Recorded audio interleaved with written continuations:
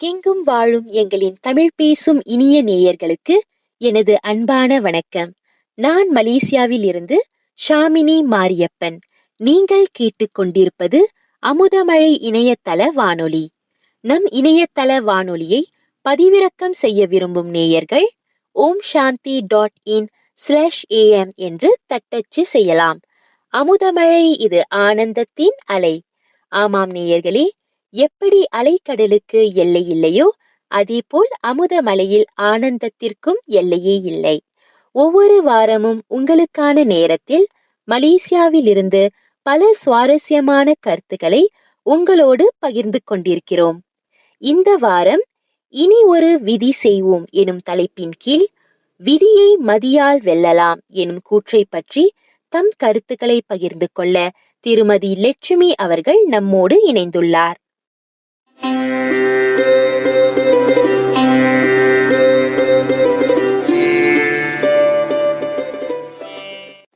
வணக்கம் நேர்களே, வணக்கம் சகோதரி. இன்றைய உலகம் பல துன்பங்களுக்கு ஆளாகி உள்ளது என்பதை நாம் கண்கூடாக பார்க்கின்றோம். ஒவ்வொரு விதத்திலும் பல்வேறு வகையான துன்பத்தின் கூக்குரலை கேட்டுக்கொண்டுதான் இருக்கிறோம்.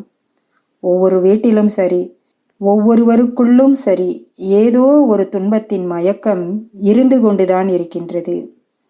ஐயோ கடவுளே, என்னிடம் உள்ள துன்பத்தை எடுத்துக்கொள்ளுங்கள் என்று கதறி அழுவதையும் நாமும் சில நேரம் இதை அனுபவம் செய்கின்றோம்.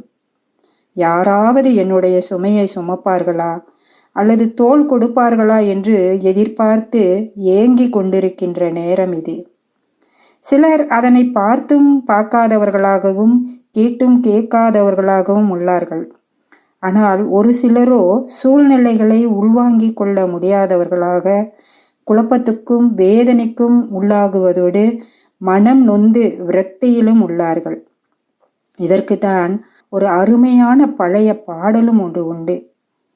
மயக்கமா கலக்கமா, மனதிலே குழப்பமா, வாழ்க்கையில் நடுக்கமா. வாழ்க்கை என்றால் 1000 இருக்கும், வாசல்தோறும் வேதனை இருக்கும். வந்த துன்பம் எதுவென்றாலும் வாடி நின்றால் ஓடுவதில்லை. என்ன எடுத்துக்கொள்கிறார்கள் என்றால், துன்பம் என்பது சகஜமான ஒன்று. எல்லோருக்குள்ளும் துன்பம் இருந்து கொண்டுதான் இருக்கும். ஆனால் வருகின்ற துன்பத்தை கண்டு நாம் மயங்கிவிடக்கூடாது, வாடிவிடக்கூடாது. ஆனால் நாளை பொழுதை இறைவனுக்கு அளித்து நடக்கும் வாழ்வில் அமைதியை தேடு.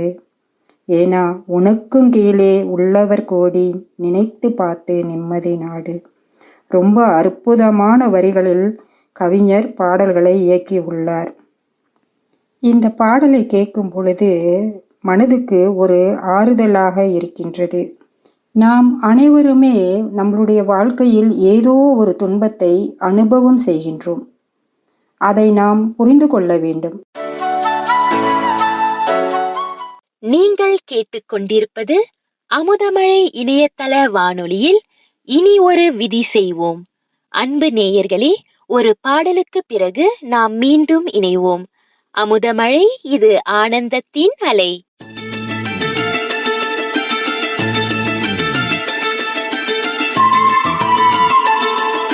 நன்மை உண்டு.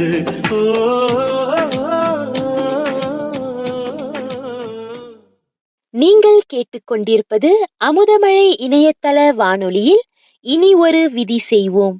தொடர்ந்து பேசலாம் வாருங்கள். அமுதமழை, இது ஆனந்தத்தின் அலை. ஒரு வார்த்தைக்காக சொல்வார்கள், எனக்கு 1008 பிரச்சனைகள் இருக்கிறது என்று. ஒன்று போனால் ஒன்று வந்து கொண்டே இருக்கிறது என்று சொல்லுவாங்க. அதுவும் உண்மைதான். துன்பத்தின் பட்டியல் நீண்டு கொண்டே போகுதுன்னு தான் சொல்ல வேண்டும். உலகில் எவ்வளோ துன்பங்கள், அப்பப்பா சொல்லி முடிக்க முடியாத அளவுக்கு துன்பங்கள் இருக்கிறது. உறவுனால, உடலினால, மனதினால, தொழிலினால, நம்முடைய எண்ணத்தால், சொல்லால், செயலால் நாம் துன்பங்களை அனுபவித்து கொண்டிருக்கிறோம். இதெல்லாம் போதாது என்று இன்று பஞ்சதத்துவங்களாகிய நீர், நிலம், நெருப்பு, காற்று, ஆகாயத்தினால ஏற்படுற பேராபத்து உயிரினங்களுக்கு பெரும் அச்சுறுத்தலை ஏற்படுத்தி கொண்டிருக்கிறது. மேலும் இந்த காலகட்டத்தில் அதிகரித்து வரக்கூடிய ஜனத்தொகை ஒரு புறம் இருக்க, அதிகமான பணம் சம்பாதித்து சேர்க்க வேண்டும் என்ற விருப்பம் மனிதர்களின் குணாதிசயங்களை மாற்றிவிட்டது. இதன் வெளிப்பாடுதான் இன்று அதிகரித்து வரும் இயந்திரமயமான வாழ்க்கை. பசுஞ்சோலையாக இருந்த கிராமங்களில் ரசாயன ஆலைகள் நிறைந்து மெல்ல மெல்ல மாசுக்களை ஏற்படுத்தி வருகின்றது.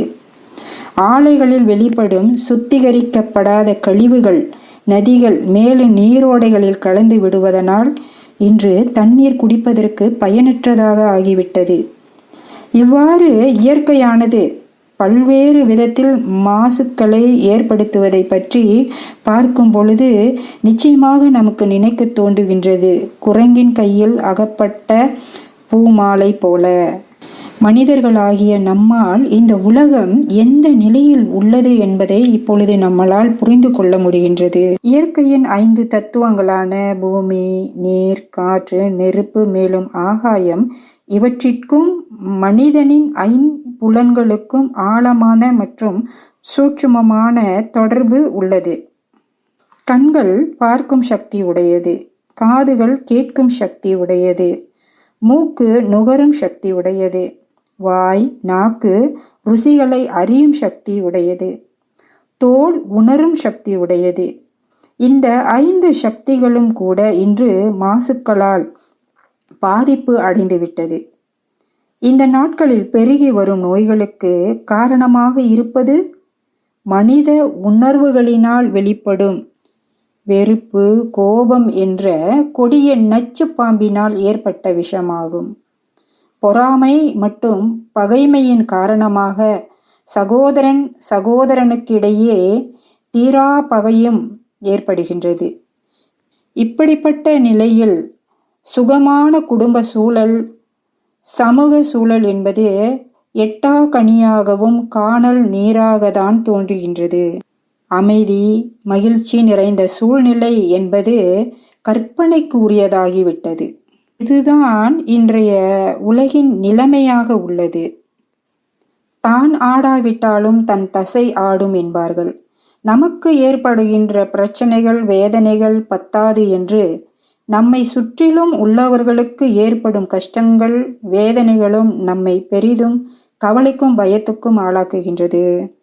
நாம் வேண்டாம் என்று நினைத்தாலும் கூட அந்த வேதனைகளும் கஷ்டங்களும் நம்மை சில நேரங்கள் விடாது பிடித்து கொள்கின்றது என்றுதான் சொல்ல வேண்டும்.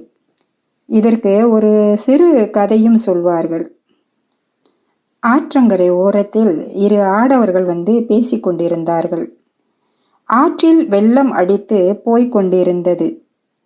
அதில் ஒருவர் தனக்கு அந்த நேரத்தில் மிகவும் குளிராக இருப்பதாகவும், இந்த நேரத்தில் ஒரு கம்பளி இருந்தால் நன்றாக இருக்கும் என்று மற்றும் ஒருவரிடம் கூறினார். தற்செயலாக அந்த நேரத்தில் ஆற்று வெள்ளத்தில் ஒரு கம்பளி அடித்து வருவதையும் பார்த்தார்கள். அந்த சம்பவம் இவர்கள் கண்களிலும் பட்டது. அந்த கம்பளியை போய் எடுத்து வந்தால் அதை போர்வையாக போத்தி கொள்ளலாமே என்று எண்ணி ஒருவர் ஆற்றுக்குள் இறங்கி எடுப்பதற்காக முயற்சி செய்தார். 10 நிமிடங்கள் ஆகியும் அவர் அதை எடுத்துக்கொண்டு வராமல் அங்கேயே நின்று கொண்டிருந்தார். அதை பார்த்த மற்றும் ஒருவர் அவரை கரைக்கு வரும்படி சொன்னார். அதற்கு ஆற்றுக்குள் உள்ளவர் கூறினார், நான் வரலாம் என்றுதான் முயற்சிக்கின்றேன், ஆனால் என்னால் வர முடியவில்லை. நான் எடுக்க வந்தது கம்பளி அல்ல, வெள்ளத்தில் அடித்து வந்து கொண்டிருக்கும் ஒரு கரடி. அது பிடித்து கொள்வதற்கு எதுவும் இல்லாமல் என்னை இறுக்கமாக பிடித்து கொண்டு விட்டது. நான் இப்பொழுது இங்கு மாட்டிக்கொண்டு விட்டேன் என்றார். அதுபோலதான் சில நேரம் சில பிரச்சனைகளும் வேதனைகளும் நம்மை பிடித்து கொள்ளும். நம்மை சந்தோஷமாகவும் நிம்மதியாகவும் இருக்க விடாது. நீங்கள் கேட்டுக்கொண்டிருப்பது அமுதமழை இணையதள வானொலியில் இனி ஒரு விதி செய்வோம். அன்பு நேயர்களே, ஒரு பாடலுக்கு பிறகு நாம் மீண்டும் இணைவோம். அமுதமழை இது ஆனந்தத்தின் அலை. நீங்கள் கேட்டுக்கொண்டிருப்பது அமுதமழை இணையதள வானொலியில் இனி ஒரு விதி செய்வோம். தொடர்ந்து பேசலாம் வாருங்கள். அமுதமழை இது ஆனந்தத்தின் அலை. தன்னை அறிந்தவன் ஆசைப்பட மாட்டான், உலகை அறிந்தவன் கோபப்பட மாட்டான், இந்த இரண்டையும் அறிந்தவன் துன்பப்பட மாட்டான் என்று கீதையிலும் கூறப்பட்டுள்ளது. பொதுவாக வரவேண்டியது நிச்சயமாக வரும், போக வேண்டியது போகும், இருக்க வேண்டியது இருக்கும், நடக்க வேண்டியது நடக்கும். இதுதான் விதி. விதி வழிதான் வாழ்க்கை. விதி இருந்தால், முயற்சி செய்தால் விதியை நம்மால் வெல்ல முடியும். யோசித்து பார்த்தால் இந்த வாழ்க்கையே புதிராகத்தான் தோன்றுகிறது, இல்லையா? இந்த வாழ்க்கை ஒரு புதிர், விடை காண முடியாத ஒரு புதிர். நினைத்தது நடப்பதில்லை, நினைக்காதது நடக்கிறது. சில நேரம் கேட்பது கிடைப்பதில்லை, கேட்காதது கிடைக்கின்றது. புரிந்து கொள்ள முடியவில்லை வாழ்க்கையின் இரகசியத்தை. யாருக்கு என்ன கிடைக்கும், அதன் அளவுகோல் என்ன என்பது புரியாத புதிர்தான். தகுதி உள்ளவர்கள் பணத்திற்கு தவிக்கின்றார்கள், தகுதியே இல்லாதவர்கள் பெரும் செல்வத்தில் மிதக்கின்றார்கள். மிக நல்ல மனிதரான ஒருவர் நோயிலும் வறுமையிலும் மிக அதிகமாக துன்பப்பட்டு கொண்டிருக்கிறார். ஆனால் அநியாயக்காரர் என்று கூறப்படும் ஒருவர் மிக மகிழ்ச்சியுடன் வாழ்க்கையை நடத்தி கொண்டிருக்கிறார். இப்படி எத்தனையோ சம்பவங்களை நாம் தினமும் பார்த்து கொண்டுதான் இருக்கிறோம். இவ்வாறு ஏன் நடக்கின்றது? இதன் பின்னணியில் என்ன உள்ளது? நிச்சயமாக இதற்கான காரணம் ஒன்று இருக்க வேண்டும், இல்லையா? ஆம், இருக்கிறது. அதற்கு பெயர்தான் விதி. அதுதான் ஒவ்வொருவரையும் வழிநடத்தி செல்கின்றது. ஒருவர் இப்படித்தான் வாழ வேண்டும் என்று விதிக்கப்பட்டிருப்பதனால் அதன்படிதான் வாழ முடியும். அதிலிருந்து மீறி அவரால் வாழ முடியாது. நாம் ஒன்று நினைப்போம், ஆனால் நம்மளுடைய கட்டுப்பாட்டை மீறி வேறொன்று நடக்கும். நம்மால் புரிந்து கொள்ள முடியாமல் இருக்கும் புதிர் இது. நம்முடைய வாழ்க்கையில் நல்லதும் கெட்டதும் பல சம்பவங்கள் அன்றாட வாழ்க்கையில் நடந்து கொண்டுதான் இருக்கிறது. காரணத்தை நம்மால் அறிந்து கொள்ள முடிவதும் இல்லை. ஏன் இப்படி நடக்கிறது என்று நமக்கு புரியவில்லை. விதிப்படி நடக்கின்றது என்றே வைத்துக்கொள்வோமே. விதி என்ற இந்த 2 எழுத்து தான் ஒவ்வொருவரின் வாழ்க்கையையும் தீர்மானிக்கின்றது. மனித சக்தி விதி என்ற சங்கிலியால் கட்டுப்பட்டிருக்கின்றது. விதியை பற்றிய பல ஆராய்ச்சிகளும் பல நடத்துகின்றார்கள். அறிவியல் பூர்வமான ஆராய்ச்சிகள் எல்லாம் நடத்துகிறார்கள். அதில் அமெரிக்க தத்துவ ஞானி விதியை பற்றிய ஆராய்ச்சியை மேற்கொண்டிருக்கிறார். மாறாத சட்டம் என்ற பொருளும் விதிக்கு உண்டு.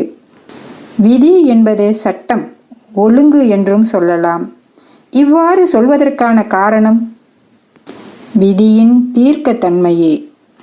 விதி என்பது எவ்வளவு தீர்க்கத்தன்மை உடையது! இது நடக்கும் என்றால் அது நிச்சயமாக நடக்கும். முடிவில்லா சம்பவங்கள் ஒன்றோடு ஒன்று பின்னி பிழைந்து பாதிப்பதுதான் விதி. நிச்சயமாக இந்த உலக சூழ்நிலைக்கு நாம் தான் காரணமாக இருக்கிறோம். என்னுடைய எண்ணம், சொல், செயலினால்தான் இந்த விதியை உருவாக்கி வைத்திருக்கின்றோம். அதற்குத்தான் வினை விதைத்தவன் வினை அறுப்பான், திணை விதைத்தவன் திணை அறுப்பான் என்று கூறுவார்கள். நீங்கள் கேட்டுக்கொண்டிருப்பது அமுதமழை இணையதள வானொலியில் இனி ஒரு விதி செய்வோம். அன்பு நேயர்களே, ஒரு பாடலுக்கு பிறகு நாம் மீண்டும் இணைவோம். அமுதமழை இது ஆனந்தத்தின் அலை. நீங்கள் கேட்டுக்கொண்டிருப்பது அமுதமழை இணையதள வானொலியில் இனி ஒரு விதி செய்வோம். தொடர்ந்து பேசலாம் வாருங்கள். அமுதமழை இது ஆனந்தத்தின் அலை. மனித வாழ்க்கை விதிப்படிதான் நடக்கின்றது. இது நம்முடைய திறமையினாலேயோ திறமை இல்லாமையினாலோ கிடைப்பதும் கிடைக்காததும் இல்லை. எல்லாமே ஏற்கனவே தீர்மானிக்கப்பட்டது. எதிர்பாராத வகையில் சில நேரம் சில காரியங்கள் நம் வாழ்க்கையில் நடைபெறுகின்றது. நம்மையும் மீறிய சக்தி நம்மை திசை திருப்பி நம்மை நெருக்கடிக்கு ஆளாக்கி விடுகின்றது. நடக்கும் என்று நாம் செய்த முயற்சியில் வெற்றி பெறாமல் தோல்வி அடைகின்றது. சில நேரங்களில் செய்த செயலுக்காக வருத்தப்பட வைக்கின்றது. சில நேரங்களில் நல்ல வாய்ப்புகள் திடீரென்று கிடைத்து விடுகின்றது. உதாரணமாக, ஒருவருக்கு ஒரு வீட்டை வாங்கு என்று ஏதோ உள்மனது சொல்கின்றது. எந்த ஒரு பெரும் முயற்சியும் இல்லாமலே அவர் அந்த வீட்டை வாங்கி விடுகின்றார். குறுகிய காலத்தில் அதன் விலையும் கோடி கணக்கில் ஏறுகின்றது. இவருக்கு தோன்றும் இந்த எண்ணம் மற்றவருக்கு தோன்றுவதில்லை. வங்கியில் பணம் மிக மிக அதிகமாக ஆகிக் கொண்டிருக்கிறது. பார்த்தவர்களின் மனதில் தோன்றுகிறது, ஏன் இந்த வீட்டை வாங்கும் எண்ணம் நமக்கு தோன்றவில்லை? நம்மையும் அறியாமல் நம்மை இயக்கும் சக்திகள்தான் விதி. அது நம்மை செயல்பட வைக்கின்றது. இதை உருவாக்குவது அவரவர் செய்யும் செயல்களே. நல்ல செயல் நல்ல விதியையும், தீய செயல் தீய விதியையும் கொடுக்கின்றது. இது இந்த பிறவியில் மட்டுமல்ல, சென்ற பிறவியில் பல பிறவிகளில் ஒருவர் செய்த பாவ புண்ணியத்தை வைத்தே விதி அமைகின்றது. இதைதான் வள்ளலார் கூறுகின்றார். ஊட்டுகின்ற வல்வினையாம் உட்கயிற்றால் உள்ளிருந்தே ஆற்றுகின்ற நீத்தான் அறிந்திலையே, வாட்டுகின்ற அஞ்சி புலவேடருக்கு அறிவை பறிகொடுத்து என் நெஞ்சில் பிளந்தோங்கும் நிலை.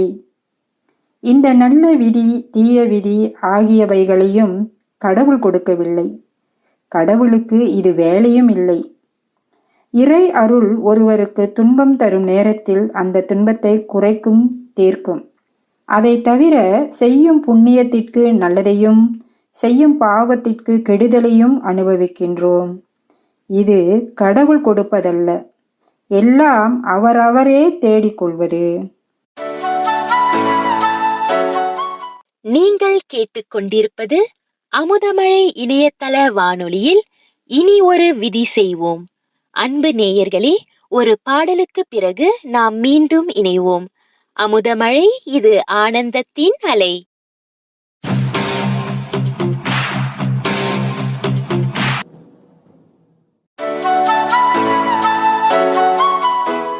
நீங்கள் கேட்டுக்கொண்டிருப்பது அமுதமழை இணையதள வானொலியில் இனி ஒரு விதி செய்வோம். தொடர்ந்து பேசலாம் வாருங்கள். அமுதமழை, இது ஆனந்தத்தின் அலை. நம் தலைவிதி மட்டும் இவ்வளவு மோசமாக உள்ளது, நம் வாழ்க்கை மட்டும் ஏன் இவ்வளவு கடினமாக உள்ளது என்று அழுது புலம்புபவர்களுக்கு ஓர் உண்மையை எடுத்து கூறி தெளிவான புரிதலை ஏற்படுத்தும் ஒரு சிறிய கதையை காணலாம்.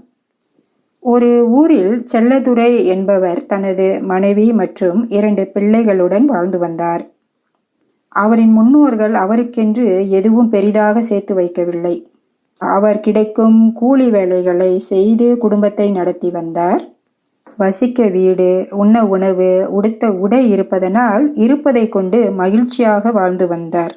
ஒரு நாள் செல்லதுரை வேலைக்கு சென்ற இடத்தில் தனது பழைய நண்பர் ஒருவரை பார்த்தார். அவர்கள் இருவரும் நீண்ட நேரமாக பேசிக் கொண்டிருந்தார்கள். பின்பு வீடு திரும்பினார். வீட்டுக்கு வந்த செல்லதுரை ஏதோ ஒன்றை பற்றி ஆழமாக யோசித்துக் கொண்டிருந்தார். சில நாட்களாகவே அவர் ஏதோ கவலையோடும் உற்சாகமின்றியும் இருந்தார். அவர் வீட்டின் அருகில் உள்ள பெரியவர் ஒருவர் இதை கவனித்துக் கொண்டு இருந்தார். அன்று மாலை வேலை முடிந்து வீட்டுக்கு திரும்பும் செல்லதுரையை பார்த்தார். அவரின் கவலைக்கான காரணத்தையும் கேட்டார். ஐயா, போன வாரம் என் நண்பன் ஒருவனை நான் பார்த்தேன். அவர் நல்ல வசதி வாய்ப்புகளுடன் வாழ்ந்து வருகின்றார். அவர் வாழும் வாழ்க்கையை என்னிடம் கூறிய பொழுது, நான் வாழும் வாழ்க்கை ஒரு வாழ்க்கையா என எனக்கு தோன்றுகின்றது.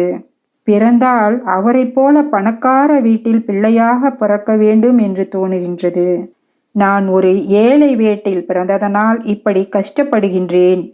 ஒரு வசதி வாய்ப்பு கூட எனக்கு இல்லை.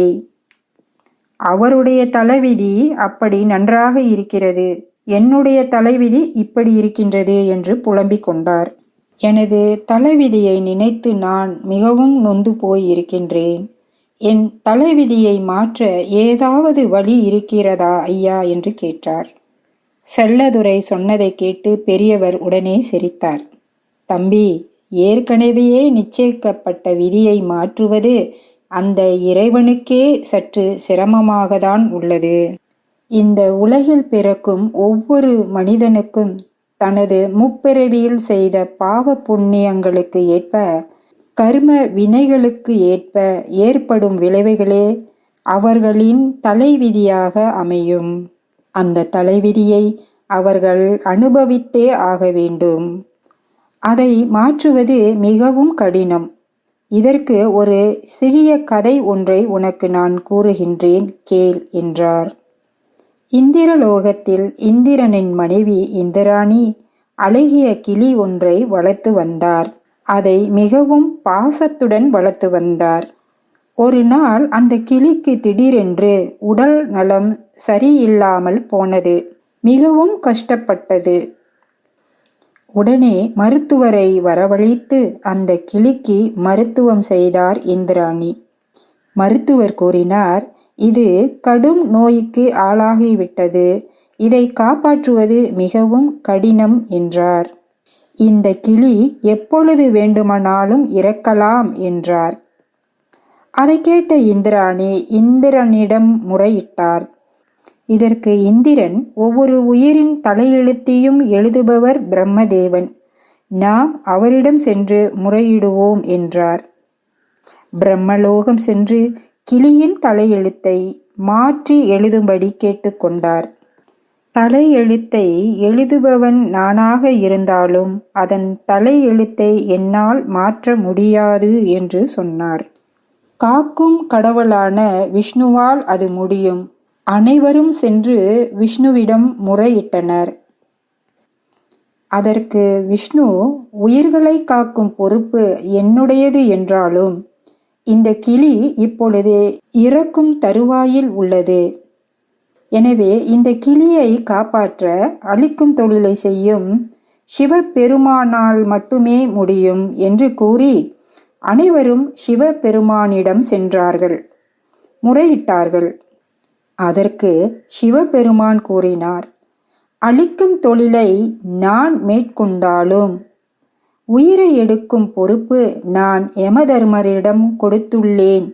எனவே வாருங்கள், அனைவரும் யமதர்மரிடம் செல்வோம் என்று கூறினார். யமதர்மரை சந்தித்து நடந்தவற்றை கூறினார்கள். இந்த கிளியை காப்பாற்றுமாறு கேட்டுக்கொண்டார்கள்.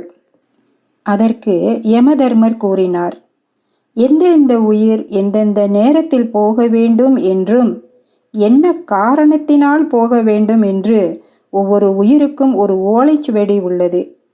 அது ஒரு அறையில் கட்டப்பட்டு தொங்கிக் கொண்டு இருக்கும். அது எப்பொழுது அருந்து கீழே விழுகிறதோ அப்பொழுது அந்த உயிர் பிரிந்துவிடும். சரி, வாருங்கள், அந்த அறைக்கு சென்று அந்த கிளியின் ஓலைச்சுவடியை எடுத்து அதன் தலை எழுத்தை மாற்றிவிடலாம் என்று யமதர்மன் கூறினார். அனைவரும் ஒன்றாக சேர்ந்து சென்றனர். பிரம்மா, விஷ்ணு, சிவன், யமதர்மர், இந்திரன் அந்த ஐவரும் அறைக்குள் நுழைந்தார்கள். அந்த நேரத்தில் ஒரு ஓலைச்சுவடி அருந்து கீழே விழுந்தது. அது யாருடையது என்று பிரித்து பார்த்தார்கள். அது கிளியின் ஓலைச்சுவடி.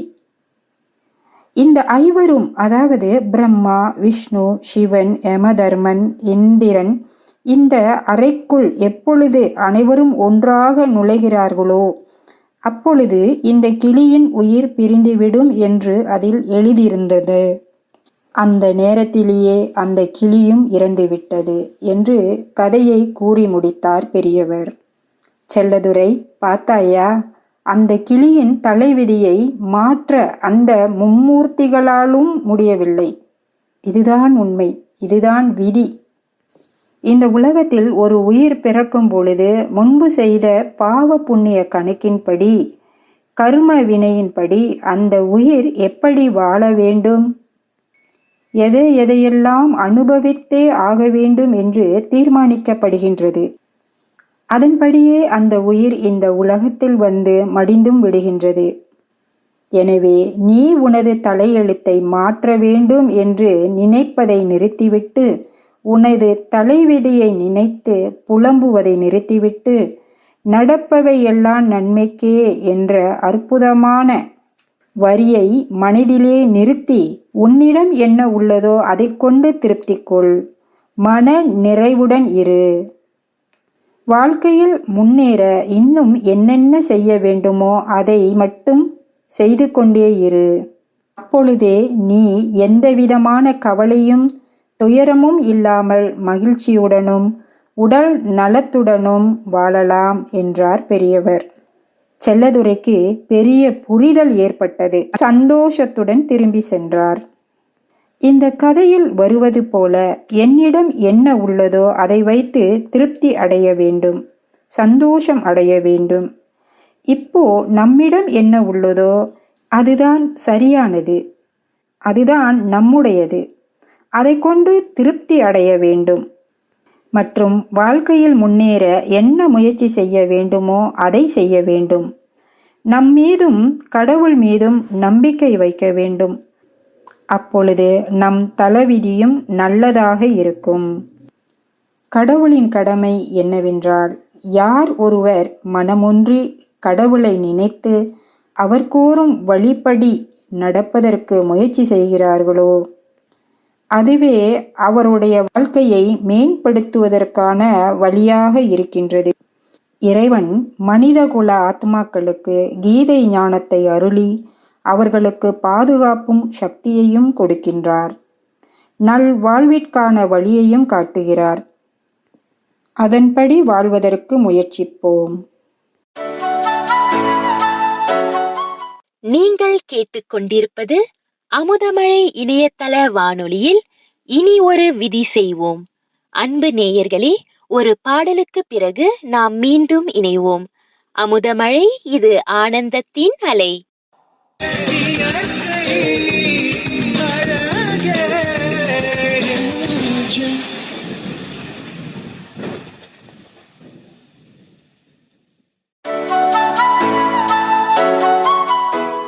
நீங்கள் கேட்டுக்கொண்டிருப்பது அமுதமழை இணையதள வானொலியில் இனி ஒரு விதி செய்வோம்.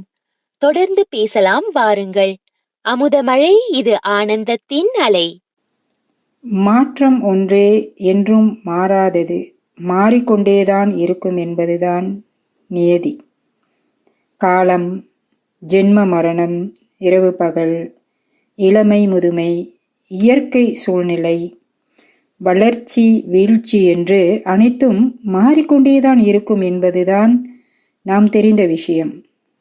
மாற்றம் என்றால் எப்படி இருந்ததோ அது வேறு ஒன்றாக மாறியிருப்பதன் பெயர்தான் மாற்றம். எதுவும் அப்படியே இருப்பதில்லை. இருந்தால் அதற்கு பெயர் ஜடம். ஜடம் என கருதும் பொருட்கள் கூட மாறிவிடுகின்றன. வாழ்க்கையில் மாற்றம் நிகழ்ந்து கொண்டேதான் இருக்கும். நமது உடலில் உள்ள செல்கள் கூட மாறிக்கொண்டுதான் உள்ளது.